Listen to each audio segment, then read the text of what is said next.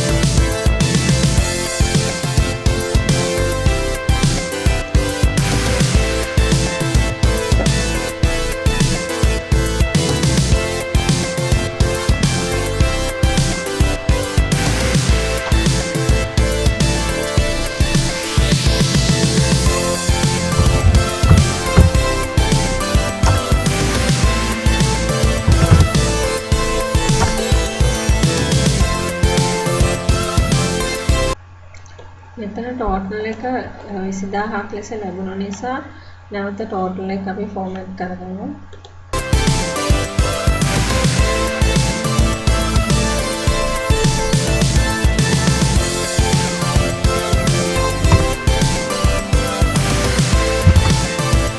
එයට සත එක් කිරීම සඳහා percentage point 2f ලෙස ලබා දී double quotation වලින් පසු නැවතත් percentage කමා විවත් කර මෙම ස්ථානයට float parameter එකක් වරහන් තුල ඇතුළත් කළ යුතුයි.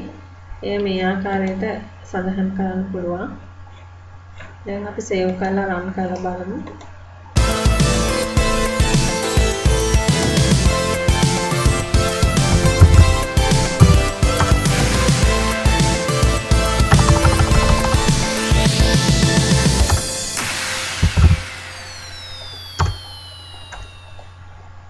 දැන් 20000යි 7.02ක් ලෙස ලැබිලා තියෙනවා. ඉහතින් ලැබුණේ 20000යි 7.0 ලෙස. මෙය ඉතාමත් නිවැරදි. මේකට ඔබට රුපියල් RS ඇතුළත් කරගත යුතු නම්